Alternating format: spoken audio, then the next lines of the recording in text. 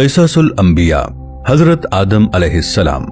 मोहतरम नाजरीन, गुज़श्ता क़िस्त में हमने हजरत आदम अलैहिस्सलाम के बेटों हाबील और काबील का वाक़या इसके तमाम तर पस मंजर के साथ बयान किया था, जो आलम इंसानियत के पहले मकतूल और कातिल के तौर पर क़यामत तक के लिए एक ही माँ बाप की औलाद होने के बावजूद इंसानी नस्लों के माबैन गारतगरी, फसादात, जंगों और खून खराबों की वहशतनाक तारीख का अहम तरीन हवाला बना।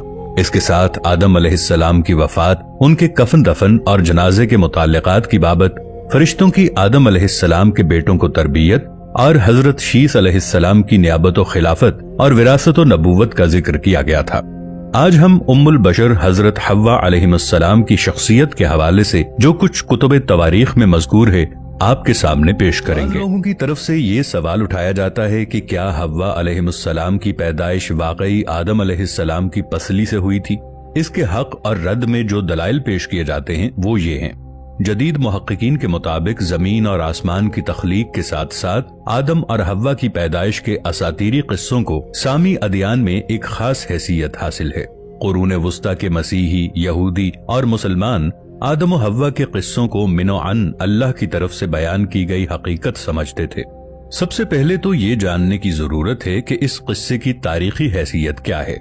सामी अदियान के मुताबिक ये किस्सा यानी आदम का मट्टी से बनाया जाना और हव्वा का आदमी की पसली से पैदा होना सबसे पहले तौरात की किताब बाइबल में पेश होता है, मगर 19वीं सदी ही में इराक से मट्टी की सिलों पर कंदा एनोमा एलिश की कहानी और बाइबल में बयान करदा आदम और हव्वा और जन्नत की कहानी में बहुत मुमासलत पाई जाती है।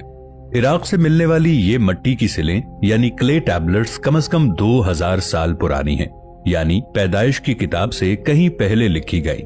इसलिए आसार कदीमा के माहिरीन और बाइबल के स्कॉलर ये मानते हैं कि इस कहानी के असल मुसन्निफ अकादी हैं। बादज़ां यहूदियों ने उनकी कहानी से मुतासिर होकर अपनी कुतुब में इसकी बदली हुई शक्ल शामिल कर ली। दूसरी तरफ हजरत हव्वा अलैहिस्सलाम की पैदाइश के मुतालिक तफहीमुल कुरान जिल्द 1 सफ़हा 319 में मौलाना अबुल आला मौदूदी रहमतुल्लाह अलैह ने तसरीह की है कि हव्वा अलैहिस्सलाम की पैदाइश आदम अलैहिस्सलाम की पसली से नहीं हुई। उनके मुताबिक कुरान मजीद में किसी भी जगह ये तसरीह नहीं है कि हजरत हव्वा को आदम अलैहिस्सलाम की पसली से पैदा किया गया था। ज्यादा से ज्यादा इस ख्याल की तायीद में जो चीज पेश की जा सकती है वो कुरान मजीद की सूरह निसा में ये इरशाद है, खलक़कुम मिन नफ्सिन वाहिदतिन व खलक़ मिन्हा ज़ौजहा, और सूरत ज़ुमर में जअल मिन्हा ज़ौजहा। लेकिन इन दोनों आयतों में मिन्हा के मानी ये भी हो सकते हैं कि इसी नफ्स से इसका जोड़ा बनाया और ये भी कि इसी की जिन्स से इसका जोड़ा बनाया। इन दोनों में से किसी मानी को भी तरजीह देने के लिए कोई दलील कुरान मजीद की इन आयतों में नहीं है, बल्कि कुरान मजीद की बाज दूसरी आयतें तो दूसरे मानी की तायीद करती हैं। मसलन यही मजमून सूरह रूम और सूरह नहल में भी आया है। जाहिर है कि इन तीनों आयतों में मिन अनफुसिकुम के मानी मिन जिन्सिकुम के लिए ही लिए जाएंगे, न कि ये तमाम इंसानों की बीवियां उनकी पसलियों से पैदा हुई हैं। अब अगर पहले मानी को तरजीह देने के लिए कोई बुनियाद मिल सकती है तो वो हजरत अबू हुरैरा रज़ियल्लाहु अन्हु की वो रिवायात हैं जो बुखारी और मुस्लिम ने नकल की हैं, मगर इनके अल्फाज में इख्तलाफ है। एक रिवायत में वो नबी पाक सल्लल्लाहु अलैहि वसल्लम का इरशाद इन अल्फाज में नकल फरमाते हैं कि औरत पसली की मानिंद है, अगर तो इसे सीधा करेगा तो तोड़ देगा और अगर इससे फायदा उठाएगा तो इसके अंदर कजी बरकरार रखते हुए ही फायदा उठा सकेगा। और दूसरी रिवायत में उन्होंने हुजूर सल्लल्लाहु अलैहि वसल्लम के ये अल्फाज नकल किए हैं, औरतों के मामले में भलाई की नसीहत कबूल करो, क्योंकि वो पसली से पैदा हुई हैं और पसली का सबसे टेढ़ा हिस्सा उसका बालाई हिस्सा होता है। अगर तू इसे सीधा करने की कोशिश करेगा तो इसको तोड़ देगा और अगर छोड़ देगा तो वो टेढ़ी ही रहेगी। लिहाजा औरतों के मामले में भलाई की नसीहत कबूल करो। इन दोनों हदीसों में से पहली हदीस तो औरत को पसली से महज तशबीह दे रही है, इसमें सिरे से ये जिक्र ही नहीं है कि वो पसली से पैदा हुई है। अलबत्ता दूसरी हदीस में पसली से पैदाइश की तसरीह है, लेकिन ये अम्र काबिल गौर है कि इसमें हजरत हव्वा अलैहिस्सलाम या पहली औरत या एक औरत की नहीं बल्कि तमाम औरतों की पैदाइश पसली से बयान की गई है। क्या फिल वाक़या दुनिया की तमाम औरतें पसलियों से ही पैदा हुआ करती हैं? अगर ये बात नहीं है और जाहिर है कि नहीं है तो मानना पड़ेगा कि यहाँ خلقنا من ضلع کے الفاظ اس معنی میں نہیں ہیں کہ وہ پسلی سے پیدا کی گئی یا بنائی گئی ہیں، بلکہ اس معنی میں ہیں کہ ان کی ساخت میں پسلی کی سی کجی ہے۔ اس کی مثال قرآن مجید کی یہ آیت ہے، خلق الانسان من عجل۔ اس کے معنی بھی یہ نہیں کہ انسان جلد بازی سے پیدا کیا گیا ہے، بلکہ یہ ہیں کہ انسان کی سرشت میں جلد بازی ہے۔ یہ الفاظ بخاری کتاب النکاح والی روایت کے ہیں۔ دوسری روایت جو امام بخاری نے کتاب احادیث الانبیاء میں نقل کی ہے، اس کے الفاظ ہیں فَإِنَّ الْمَرْأَةُ خَلَقَتْ مِنْ ضَلْعٍ، کیونکہ عورت پسلی سے پیدا کی گئی ہے۔ اس صورت میں المرأة سے مراد ہر عورت اور عورتوں کی پوری صنف نہیں ہوگی، نہ کہ وہ ایک خاص عورت جو دنیا میں سب سے پہلے پیدا کی گئی۔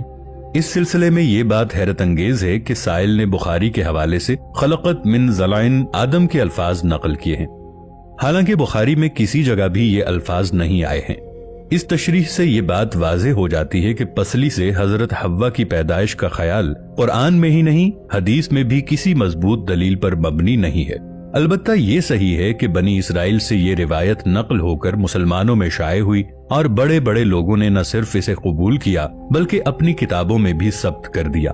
مگر کیا یہ صحیح ہے کہ اللہ اور رسول صلی اللہ علیہ وآلہ وسلم کی سند کے بغیر محض بڑے لوگوں کے اقوال کی بنا پر اسے ایک اسلامی عقیدہ ٹھہرا دیا جائے اور جو کوئی اس پر ایمان نہ لائے اسے گمراہ قرار دیا جائے؟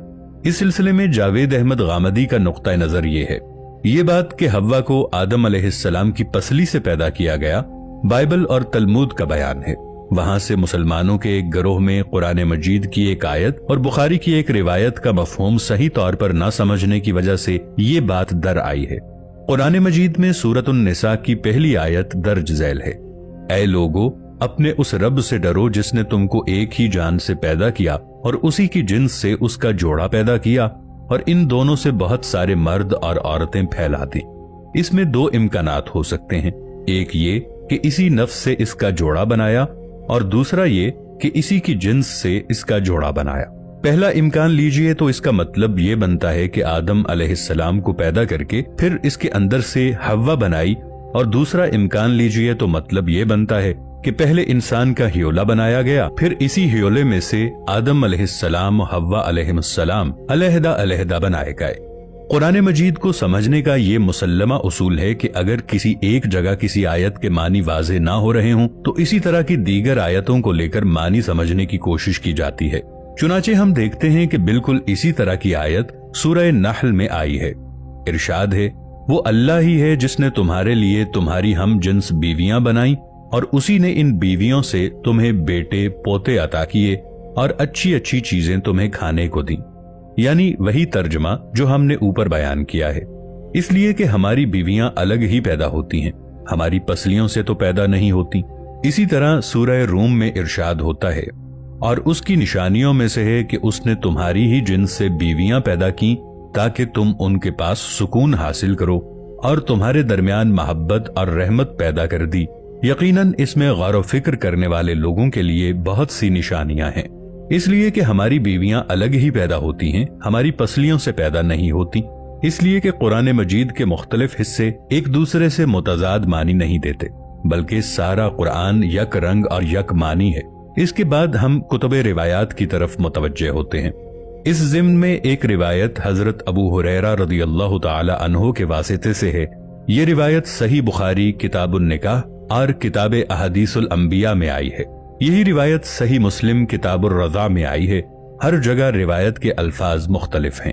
ایک ہی روایت کے درج ہونے میں الفاظ کا اختلاف بالکل قدرتی ہے، اس لیے کہ ہر روایت دراصل اس بات کا بیان ہوتی ہے کہ ایک شخص نے حضور صلی اللہ علیہ وآلہ وسلم سے کوئی بات سنی، اس نے وہ بات اگلی نسل میں ایک اور فرد کو بتا دی، اس نے آگے اگلی نسل میں ایک اور فرد کو بتا دی، اور اس طرح یہ روایت حدیث کے مرتب کرنے والے اور اس کو کتابی شکل دینے والے کے پاس حضور صلی اللہ علیہ وآلہ وسلم کے وصال کے تقریباً 200 سال بعد پہنچی۔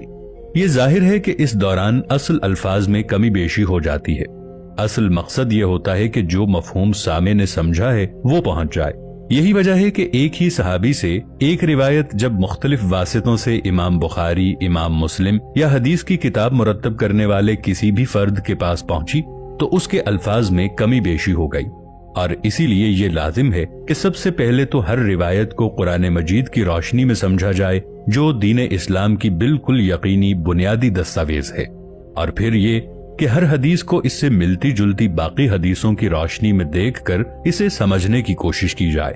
ایسا نہیں ہونا چاہیے کہ ہر حدیث کو پڑھ کر اس سے آزادانہ مطلب نکالا جائے، اس لیے کہ کسی بھی حدیث میں کسی بھی طرح کی کمزوری کا داخل ہونا ممکن ہے۔